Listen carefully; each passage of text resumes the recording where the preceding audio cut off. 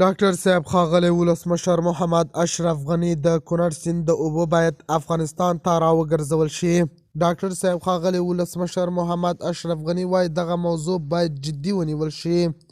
هغه وویل د افغانستان لوی پرمختګ لاره هم دغه ده چې نه اوبه یوازې د زراعت ته ګټه رسوي بلکې هر څه ته اوبه ګټه رسوي.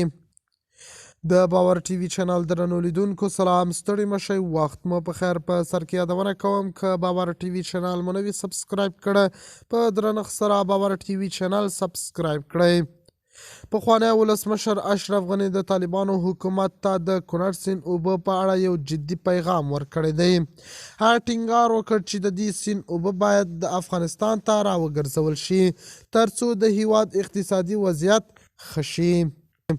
غني وویل د کونړ سیند اوبه نه یوازې د زراعت لپاره مهم دي بلکې اوبه منابعو د سم مدیریت له لارې افغانستان کولی شي د خپل اقتصاد بیا رغونه کې ګامونه واخلي.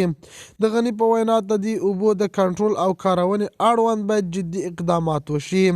هغه د طالبانو څخه غوښتنه وکړه چې د کونړ سیند اوبه پر مدیریت خپل پلان بیا وارزوي او د دې منابعو په سم ډول استفاده وکړي ځکه چې د دې سرچینې ښه مدیریت کولی شي په پراخه کچه د هیواد پرمختګ ته لاره هواره کړي. غني همدارنګه وویل افغانستان باید خپل طبیعي منابع په پورته توګه وکاروي. د کونړ سیند اوبه د ځمکني اوبو د ذخیره کولو له لارې د کرنې او نورو برخو په پرمختګ کې مرسته کولی شي.